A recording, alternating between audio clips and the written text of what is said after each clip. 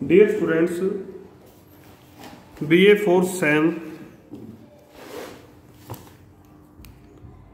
Same में history BA का आपका जो पाठ्यक्रम है, लेसन 5 वीडियो 4 है। पिछली वीडियो में हमने देखा था कि असहयोग आंदोलन के लिए असहयोग जो आंदोलन शुरू हुआ उसके लिए उत्तरदायी परिस्थितियां या जो कारण है वो हम पढ़ रहे थे। जो 4 बिंदु हमने पढ़े थे आपको ध्यान होंगे। 1917 की रूसी क्रांति का प्रभाव, रोल्ट एक्ट, जलियांवाला बाग हत्याकांड, पंजाब में आतंक और प्रथम विश्व युद्ध तथा उसका प्रभाव। 5वां जो बिंदु था जिसने आग में घी डालने का काम किया वो था हंटर कमेटी की रिपोर्ट। एक हंटर कमेटी बनाई जाती है जब इस जलियांवाला हत्याकांड की ज़्यादा आलोचना हो जाती है। तो चर्चिल ने भी, जो इंग्लैंड में थे, एक अंग्रेज थे, चर्चिल ने इसे संसद में एक पैशाच मतलब राक्षस होता है एक प्रकार से, पैशाचिक कांड का नाम दिया। तो इसकी तुलना जॉन ऑफ आर्क को आग से जलाने की घटना से तुलना की उन्होंने। जॉन ऑफ आर्क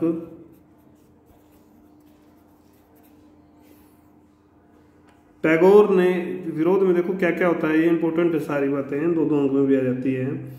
टैगोर ने नाइटहुड की उपाधि जो उनको मिली हुई थी अंग्रेजों से वो त्याग दी। इसी तरह से वायसराय की कार्यकारिणी होती थी, उसमें भारतीय सदस्य होते थे। तो उसमें भारतीय सदस्य जो थे शंकर नायर, उन्होंने अपने पद से इस्तीफा दे दिया।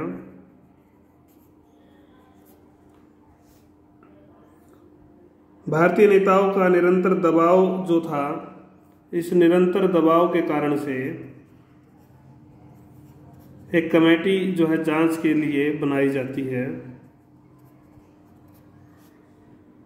19 अक्टूबर को इसका गठन होता है, 1919 को। इसी समय कांग्रेस भी अपनी एक गैर सरकारी जांच समिति गठित करती है।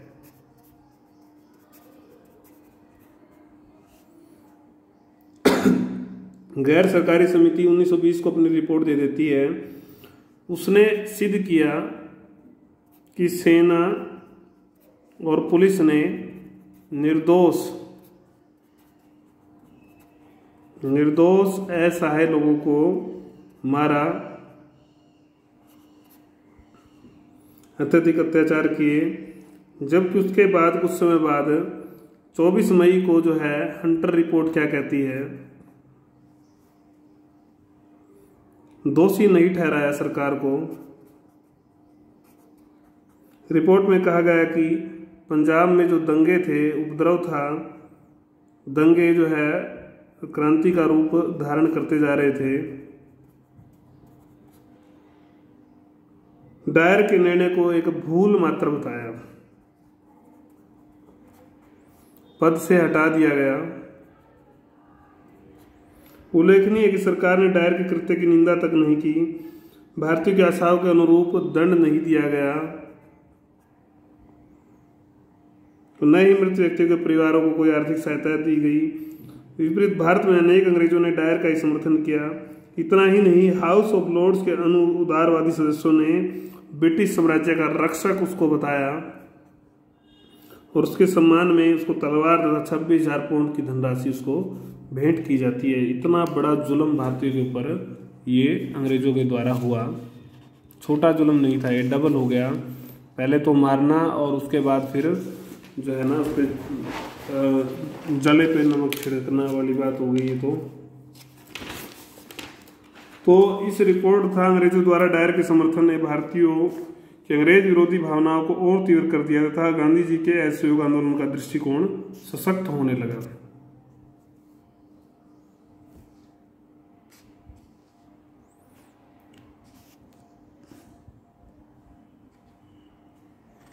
इसके बाद जो अगला बिंदु है वो है आपका 1919 का अधिनियम जो था, उससे क्या निराशा आती है, उस निराशा को हम समझेंगे। मॉन्टेग्यू ने घोषणा की थी, आपको याद होगा 1917 में, कि उत्तरदायी सरकार का जो है उन्होंने उसमें वादा किया था।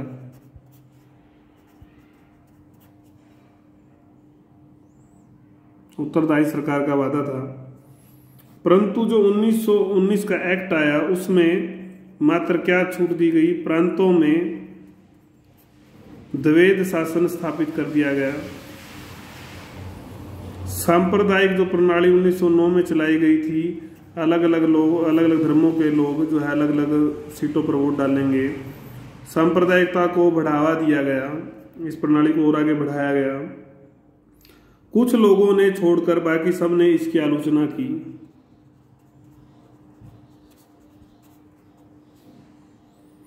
कांग्रेस ने सुधारों को अपर्याप्त,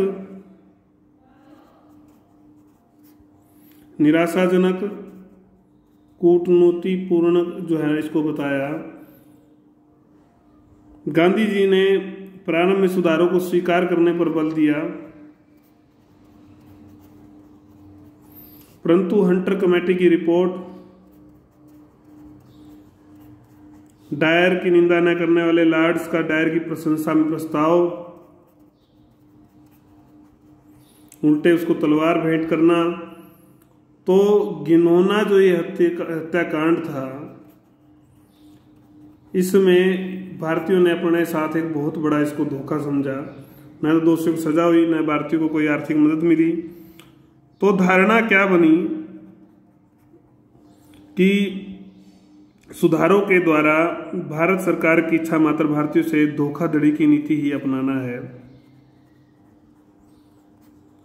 इस तरह से विश्वास जो है अंग्रेजों से उठने लगा और वो असहयोग आंदोलन की तैयारी करने लग जाते हैं। फिर आता है खिलाफत का मुद्दा। ये खिलाफत आंदोलन भी चलता है, इसके बारे में भी समझेंगे अच्छे से। भारतीय मुसलमानों को असहयोग की ओर ले जाने तथा गांधी जी द्वारा असहयोग का निर्णय लेने में इस मुद्दे का एक बहुत महत्वपूर्ण हाथ रहा है, इम्पोर्टेंट था ये।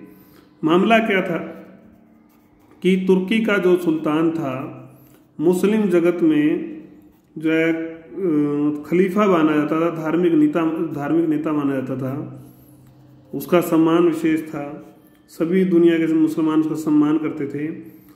हुआ क्या कि जब विश्व युद्ध चला तो तुर्की अंग्रेजों के विरोध में था, तो तुर्की अंग्रेजों के विरुद्ध था, तो इस वजह से भारतीय मुसलमानों को अंग्रेजों का साथ देने में कठिनाई हुई, क्योंकि वो तो अपने खलीफा के प्रति धार्मिक निष्ठा रखते थे। ये भी एक बड़ी समस्या थी। तो भारतीय मुस्लिम नेता मौलाना अल हसन, अब्दुल वारी, हकीम अजमल खां, जो बड़े बड़े नेता थे उनके, अहमद अंसारी, मौलाना अबुल कलाम आजाद, मोहम्मद अली, शौकत अली, ये सब तुर्की के समर्थक थे। तो ऐसे समय में भारतीय सरकार ने इन मुसलमानों को अपने साथ मिलाने के लिए कूटनीति का सहारा लिया और आश्वासन दिया कि तुर्की को अगर जीत भी लिया गया तो उसकी अखंडता और अरब और मेसोपोटामिया के जो पवित्र मुस्लिम स्थल हैं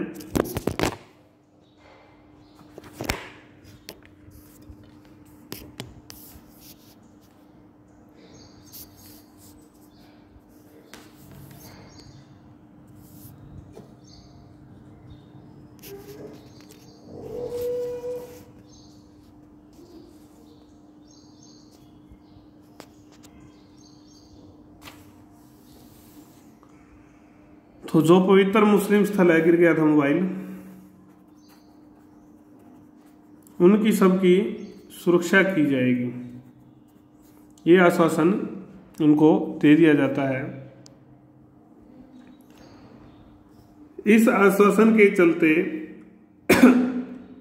जो है अंग्रेजों का साथ देने के लिए तैयार हो जाते हैं मुसलमान।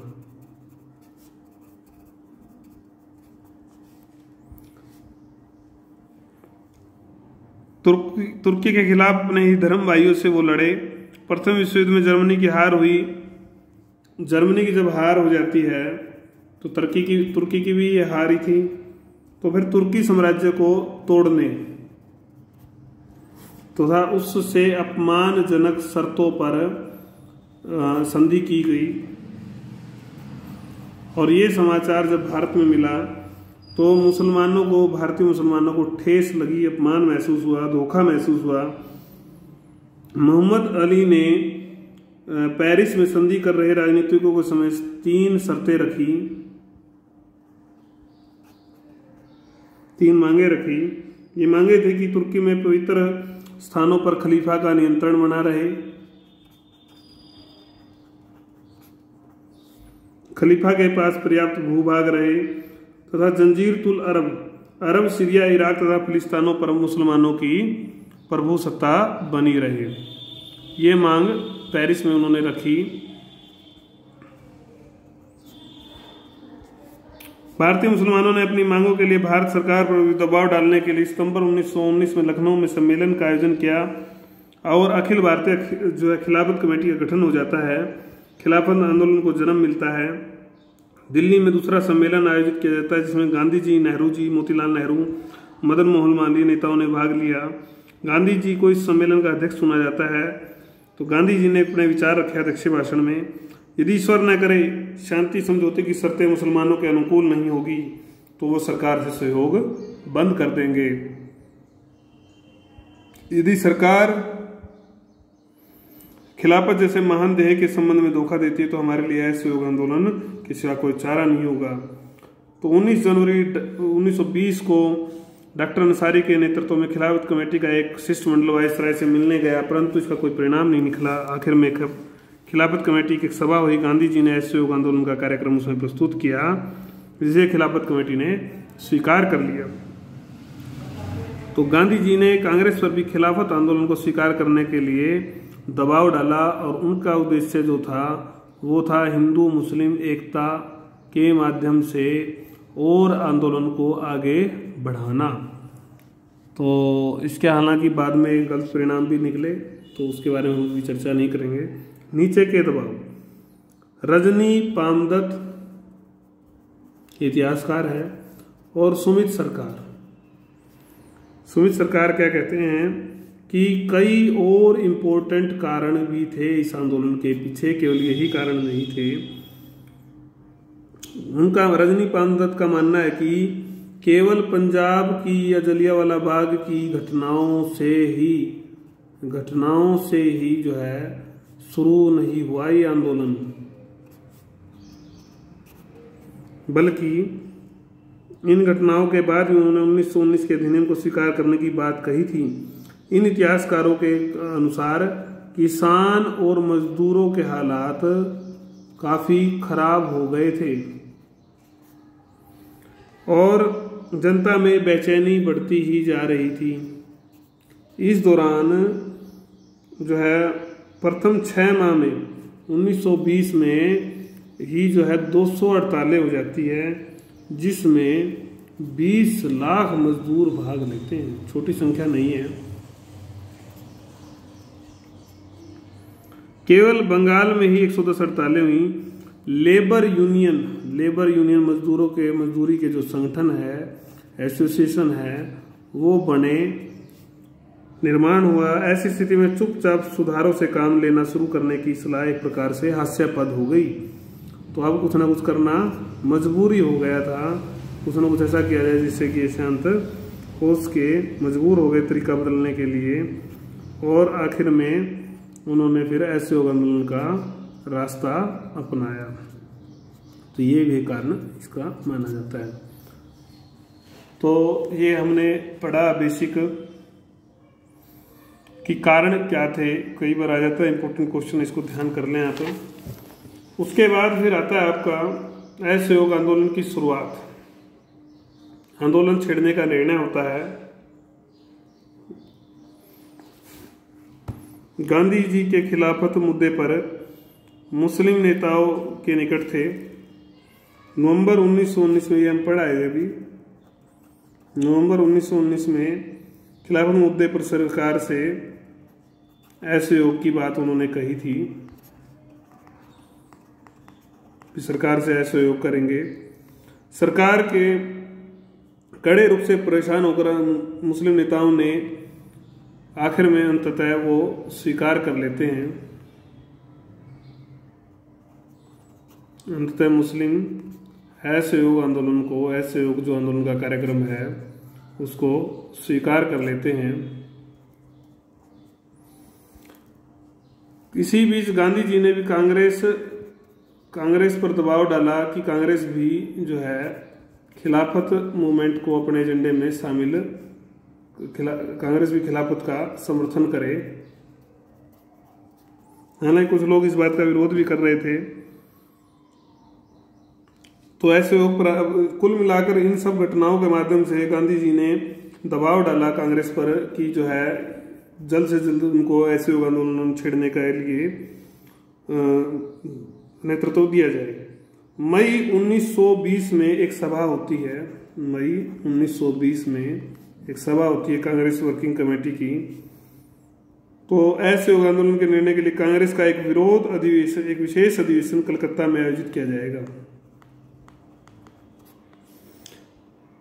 1 अगस्त 1920 को गांधी जी ने शुरू कर दिया ये आंदोलन। इसी बीच तिलक का देहांत हो जाता है, शोक दिवस भी मनाया जाता है, आंदोलन भी शुरू किया गया, हड़ताल की गई, लोगों ने व्रत रखे, प्रार्थना सभाओं का आयोजन हुआ, कई तरह के कार्यक्रम चलते हैं, वो हम डिटेल में पढ़ेंगे। तो सितंबर में एक विशेष अधिवेशन फिर कलकत्ता में आयोजित होता है। लाला लाजपत राय इसके अध्यक्ष थे। गांधी जी ने अपना प्रस्ताव रखा और उसको पास हो जाता है। प्रस्ताव में उपाधियों का त्याग, विधानमंडलों, न्यायालयों, स्कूलों, कॉलेजों का बहिष्कार करना, अदायगी की बात कही गई। CR दास, मालवीय, एनी बेसेंट ने विरोध किया गया। आखिर में पक्ष में 2728 वोट पड़ते हैं और विरोध में 1855। मतलब उस समय भी वोटिंग की नौबत आ जाती है, इसको समझें आप। कलकत्ता अधिवेशन के बाद गांधी जी ने सारे देश का तेजी से दौरा कर अपने विचारधारा तथा आंदोलन के बारे में जानकारी दी। उत्साह का संचार होता है। दिसंबर 1920 में कांग्रेस का सालाना अधिवेशन नागपुर में आयोजित हो जाता है। असहयोग आंदोलन के प्रतिनिधि शामिल हुए जो किसी भी अधिवेशन के मुकाबले में ज्यादा थे। भारी मत से कांग्रेस ने प्रस्ताव को स्वीकार किया और कांग्रेस का नेतृत्व गांधी जी के हाथों में आ जाता है।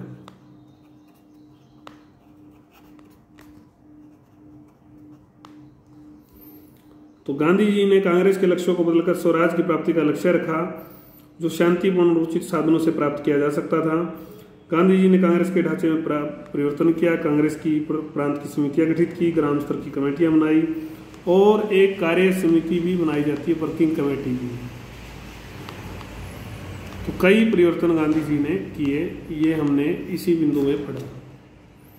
उसके बाद कार्यक्रम क्या क्या अपनाए जाते हैं जब ये असहयोग आंदोलन चलता है, इसके नेतृत्व में कि क्या क्या काम हम करेंगे। तो वो काम क्या क्या हैं, वही उपाधि त्याग, जितने भी अलंकरण दिए गए हैं, पद त्याग, जितने भी विधान परिषदों में, स्थानीय निकायों में, सब जगह त्याग करना है। सम्मान समारोह जितने भी होते हैं उनका बहिष्कार करना है। राष्ट्रीय जो सरकारी संस्थानों का बहिष्कार करना है।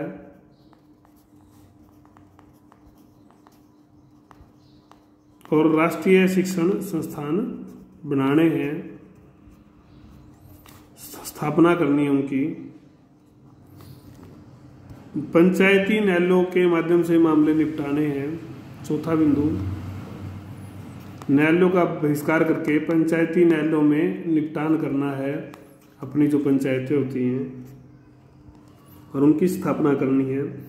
मेसोपोटामिया के लिए सैनिक, श्रमिक तथा लिपिक के भर्ती नहीं जाना, अब भर्ती नहीं, शामिल नहीं होना। स्वदेशी वस्त्र अपनाने हैं, विदेशी वस्त्रों का बहिष्कार करना है।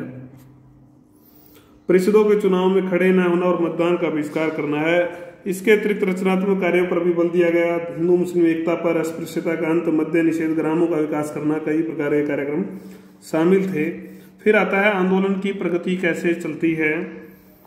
नागपुर अधिवेशन में हमने पढ़ा था कि स्वीकार कर लिया गया था इस मूवमेंट को, बागडोर सौंप दी गई गांधी जी को पूरे देश में आंदोलन चलाने के लिए। नई ऊर्जा, नई स्फूर्ति कार्यकर्ताओं में देश में आती है, फैलने लगता है आंदोलन सारे देश में। अली बंधु के साथ जो है सारे देश का दौरा किया, सैकड़ों सभाओं को संबोधित किया, राजनीतिक कार्यकर्ताओं से मिले। तो इस प्रकार जो प्रगति को हम थोड़ा और डिटेल में समझेंगे, जो हमने कार्यक्रम भी पढ़े हैं। उपाधियों तथा अवैतनिक पदों का त्याग गांधी जी ने स्वयं से पहल की। गांधी जी के पास कौन सी पदवी थी? केसरीय हिंद का त्याग कर दिया, लुटा दिया पदकों को भी। टैगोर अपनी उपाधि का पहले ही त्याग कर चुके थे। जमुना लाल जो बहादुर थे, जमुना लाल बजाज ने राय बहादुर की पदवी थी, उन्होंने भी उसको लौटा दिया, त्याग दी। अवैतनिक जो पद थे जिसमें वेतन नहीं मिलता था, उनको भी छोड़ दिया। ये कार्यक्रम लेकिन उच्च मध्यम वर्ग तक ही शामिल था, गरीब आदमी इसमें शामिल नहीं हुआ।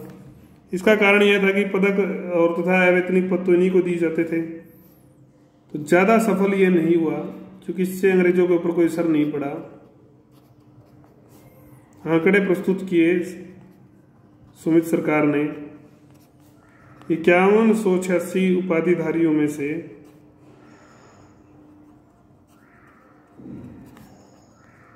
केवल 24 ने ही त्याग किया,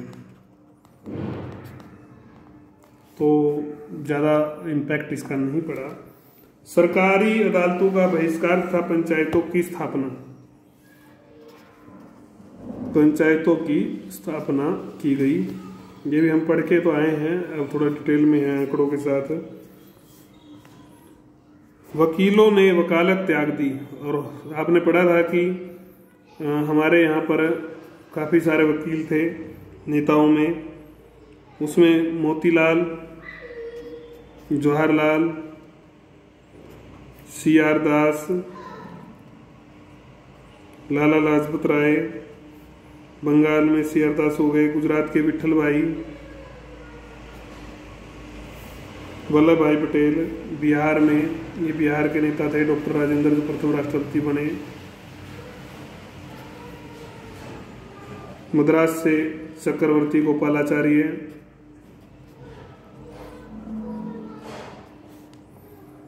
इस तरह दक्षिण में टी प्रकाशन सत्यामूर्ति, मध्य प्रांत के डॉक्टर मुंजे अभ्यंकर, तो दिल्ली के आसफ अली के नाम मुख्य रूप से लिए जा सकते हैं। बहुत सारे लोग थे, ये मुख्य नाम है। जमुना लाल जी ने इन लोगों की सहायता के लिए 1 लाख रुपए का जो है कोष स्थापित किया कि इन लोगों को वकालत त्यागने के कारण से कोई दिक्कत ना आए। ऐसे सेठ लोग भी थे जो सहायता के लिए तैयार थे। तो 180 वकीलों ने इस तरह से वकालत त्याग दी और सरकारी अदालतों से मुकदमे वापस ले लिए।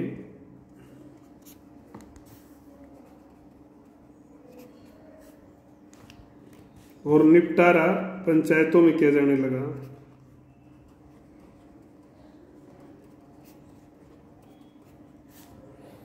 पंचायती अदालतें सबसे ज्यादा बिहार तथा उड़ीसा में स्थापित हुई, बंगाल में भी बड़ी मात्रा में स्थापित होती हैं। तो कुल मिलाकर दोनों राज्यों में अगर हम बात करें 866 अदालतों की स्थापना हुई। आंकड़े जरूरी हैं अगर हम प्रश्न को अगर दिखाना चाहते हैं। अगस्त 1921 में इन राज्यों में इन अदालतों की संख्या सरकारी अदालतों की संख्या से अधिक थी, तो ये छोटी उपलब्धि नहीं थी। तो ये कार्यक्रम आगे ही बढ़ता जा रहा था। तो अगली वीडियो में हम देखेंगे इसके बाद के जो बिंदु हैं, तो वो हमारी 5वीं वीडियो होगी।